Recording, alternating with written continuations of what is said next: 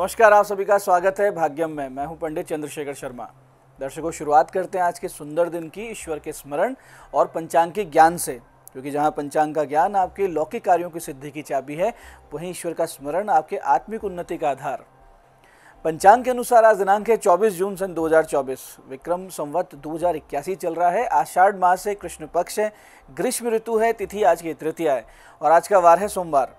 आज उत्तराषाढ़ा नक्षत्र है, दोपहर बाद 3:54 तक। आगे श्रवण नक्षत्र रहेगा। योग इंद्र है, दिन में 11:50 तक, फिर विधृति योग है। तो योग की दृष्टि से मिले जुले प्रभाव वाला है, विशेष शुभ नहीं है। तो बहुत अच्छा कोई कार्य कर रहे थे तो आज के दिन को टाल दीजिएगा। करण वनिज है, दोपहर बाद 2:28 तक। आगे वृष्टिकरण रहेगा। सूर्योदय का समय दर्शकों सुबह 5:34 का था और सूर्यास्त का समय शाम 7:24 का है। आज का राहु काल सुबह 7:30 से 9 बजे के बीच है। इसे टालकर शुभ कार्य, लंबी यात्रा को ना करते हुए सिर्फ भगवती दुर्गा का स्मरण करें, इनका नाम लें, तो जन्म पत्रिका में जो राहु दोष है वो शांत होने लगते हैं। अभिजीत मुहूर्त आज दिन में 12:01 से 12:56 के बीच है। दिन में 4 बार दुष्ट मुहूर्त भी रहेंगे, इन्हें बहुत ध्यान से समझ के सूझबूझ से टाल दीजिएगा। ये है दिन में 12:56, 1:52, फिर दोपहर बाद 3:42, 4:38। आज का दिशाशूल दर्शकों पूर्व दिशा में है। तो सबसे पहली कोशिश कि पूर्व दिशा की यात्रा को हम टाल दें, लेकिन जाना बहुत ही जरूरी, अनिवार्य रूप से जा रहे हैं तो इसका परिहार करें। छोटा सा परिहार इस प्रकार होगा कि पूर्व में अपने सामने एक दर्पण रखें, खुद को देखें, 5 कदम पीछे चलें। इस दौरान अपने हृदय में अपने इष्ट का ध्यान करें, उनसे प्रार्थना करें, फिर इस दिशा की यात्रा करेंगे तो यात्रा बहुत सुंदर रहेगी, कार्य सिद्ध होंगे, दिशाशूल नहीं लगेंगे। आज का शुभ समय दर्शकों, यानी आज के दिन का सदुपयोग करने का जो समय है वो है सुबह 9:10 से सुबह 10:45 तक और फिर दोपहर बाद 2:15 से शाम 7 बजे तक। आज की चंद्र राशि दर्शकों मकर है, यानी चंद्रमा शनि की राशि मकर से गोचर कर रहे हैं, जिससे आज का ये दिन सभी 12 राशियों के लिए कुछ इस प्रकार रहने वाला है। सबसे पहले बात करते हैं मेष राशि की। तो मेष राशि वाले अपने कार्य क्षेत्र में विशेष अच्छा प्रदर्शन करते हुए दिखेंगे। वहीं वृष राशि वाले साथियों का पाएंगे समर्थन और मिथुन राशि वाले धन लाभ करेंगे, लेकिन वाहन बहुत ही सावधानी से चलाएं। कर्क राशि वाले अपने आप को लेकर चिंताग्रस्त हो सकते हैं, बहुत सारे सेल्फ डाउट भी हो सकते हैं। सिंह राशि वाले दूर जाने की सोचेंगे, कहीं लंबी यात्रा पे निकलेंगे। कन्या राशि वालों को होगा आर्थिक लाभ। वहीं तुला राशि वाले करियर पर रहेंगे बहुत ज़्यादा विशेष ध्यान। तो वृश्चिक राशि वाले भाग्योदय पाएंगे, भाग्य का पूरा सपोर्ट और सहयोग मिलता हुआ दिखेगा। धनु राशि वाले स्वास्थ्य का रखें विशेष ध्यान। वहीं मकर राशि वालों की वैवाहिक स्थिति में सुधार आएगा, काफ़ी कुछ चीज़ें बैलेंस हो जाएंगी। कुंभ राशि वालों को शत्रु बाधा कर सकती है परेशान, खर्चे भी थोड़े विशेष हो सकते हैं। और मीन राशि वाले पाएंगे संतान से संबंधित शुभ समाचार और कोई मनोकामना पूर्ति के आसार। अब करते हैं आज के दिन की ज्ञान चर्चा, जो आपकी हमारी अंतर्दृष्टि प्रज्ञा को जागृत करते हुए हमारे चरित्र और व्यक्तित्व को उन्नत करेगी। फिर आगे समझेंगे उन विशिष्ट उपायों को जो आपको समस्याओं से बाहर लाते हैं और जीवन में सफल बना देते हैं। अंत में करेंगे आज के दिन की ज्योतिष मंत्रणा और आज के दिन के समाधान।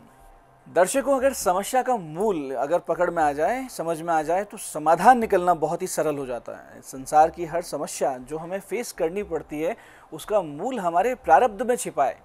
जो कुछ भोग हम भोगते हैं वो हमारे पूर्व कर्मों का नतीजा हुआ करता है। अच्छा बुरा, रोग दोष, सुख आनंद सब हमारे कमाए हुए होते हैं। इस पर शास्त्र कहते हैं कि वेद्या वदंती कफ पित्त मरुद्विकारान ज्योतिर्विदो ग्रह गतिम परिवंत्यन्ति भूताभिसंग इति भूत विदो वदंती प्रारब्ध कर्म बलवान मुनयो विदंती।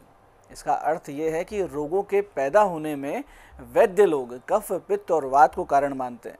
ज्योतिर्विद यानी जो ज्योतिष जानते हैं वो ग्रहों की गति को कारण मानते हैं।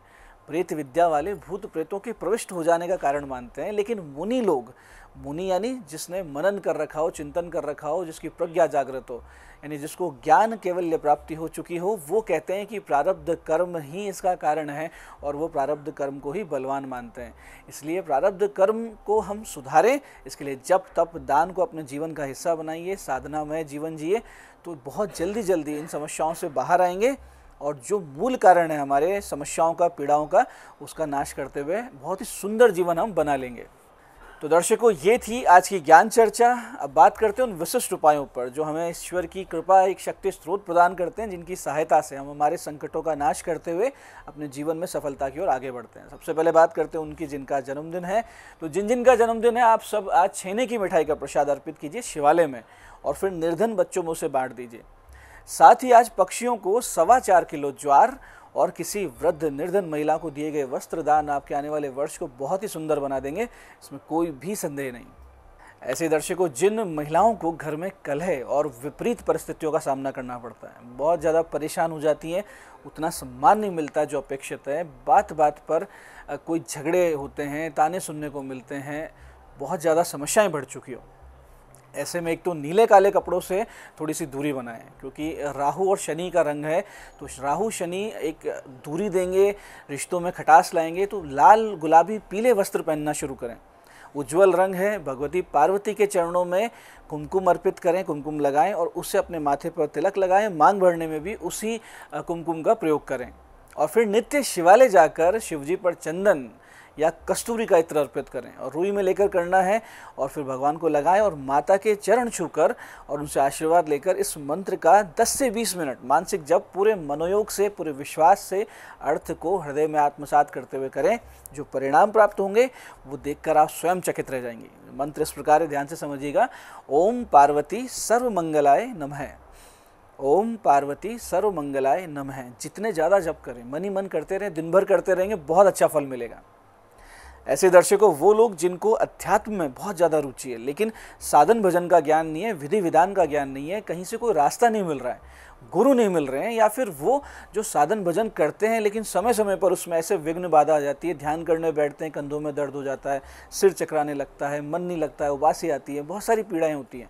या फिर ऐसे छात्र छात्राएं जिनका पढ़ाई लिखाई में मन नहीं लगता है, पढ़ने बैठते हैं और कुछ बातें दिमाग में आने लगती हैं, जैसे ही पढ़ने बैठे नींद आने लगती है, उबासी आने लगती है, कोई म्यूज़िक सुनने का मन करता है, किसी दोस्त से बात करने का मन करता है, तो वो सभी 7 मंगलवार अलग अलग गणेश मंदिरों में ध्वजा और सफ़ेद मिष्ठान अर्पित करें और नित्य मात्र 10 से 12 मिनट मन लगाकर इस विशिष्ट मंत्र का भगवान गणेश जी का ध्यान करते हुए जब करना शुरू कर दें तो देखो छात्र छात्राओं का मन तो पढ़ाई में स्थिर हो जाएगा और जो अध्यात्म मार्गी लोग हैं उनके लिए मार्ग निष्कंटक होगा। जिनको गुरुदेव की तलाश है वो भी पूरी होगी। तो जो मंत्र जब करना है उस प्रकार है, ध्यान से समझिएगा। ओम श्री गणेशाय गुरु तत्वार्थ दर्शनाय नमः। फिर से समझते हैं। ओम श्री गणेशाय गुरु तत्वार्थ दर्शनाय नमः। तो ये थे आज के वो विशिष्ट उपाय जो आपको समस्याओं से बाहर भी ला रहे हैं और आपकी मनोकामनाएं पूरी भी कर रहे हैं। अब बात करते हैं आपके सवालों की। आपके सवालों में आज हमारे पास जन्म पत्रिका आई है हमारी दर्शक प्रगति जी की। 16 जून 1999 का जन्म है, 3:41 दोपहर, उदयपुर। प्रश्न किया है विवाह कब होगा। प्रगति जी, विवाह में विलंब, अड़चन और सगाई टूटने के योग हैं, क्योंकि तुला लग्न और कर्क राशि की आपकी जन्म पत्रिका में सप्तम यानी विवाह भाव में शनि नीच राशि में उपस्थित हैं, जिन पर मंगल की सीधी दृष्टि भी है। तो आप शनि और मंगल की जप करवाइए, शांति करवाइए। विवाह का योग आपका जनवरी 2027 से सितंबर 2029 के बीच में बनेगा। आज की दूसरी पत्रिका ये हमारे दर्शक अविनाश जी की। 11 मार्च 1988 का इनका जन्म है, सुबह 10:36 बूंदी। प्रश्न है कि इसका समाधान कब होगा। देखिए अविनाश जी, वृष लग्न और वृश्चिक राशि की जन्म पत्रिका आपकी, जिसमें दशम भाव स्थित सूर्य राहु ग्रहण पर शनि की तीसरी दृष्टि कानूनी समस्या दर्शा रही है, जिसका निपटारा अगस्त 2025 के बाद ही संभव है। आपको इसमें आर्थिक नुकसान झेलना पड़ेगा, उसके लिए तैयार रहें और कम से कम समस्याएं और बचने के लिए सूर्य राहु की शांति अवश्य करवाइए और 1.25 घंटे नमः शिवाय नित्य जप ब्रह्म मुहूर्त में मंदिर में जाके कीजिए।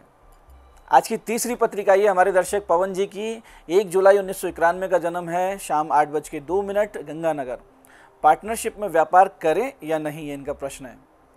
पवन जी, आपका धनु लग्न है, कुंभ राशि है, षष्ठे शुक्र की अष्टम भाव में स्थिति और सप्तम में सूर्य केतु की उपस्थिति आपको पार्टनरशिप के व्यापार में बहुत भारी नुकसान दे सकती है। तो आप पूरी तरह से इससे दूर रहें, ये विचार अपने दिमाग से निकाल दें, यही आपके लिए उचित रहेगा।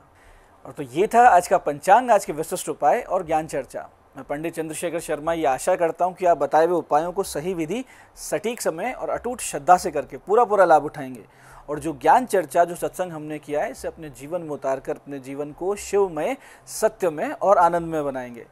मैं महादेव से प्रार्थना करता हूँ कि जब आप हमारे बताए हुए उपाय करें तो आपके कष्टों का निवारण अवश्य हो और मनोकामना पूर्ति निश्चित रूप से हो।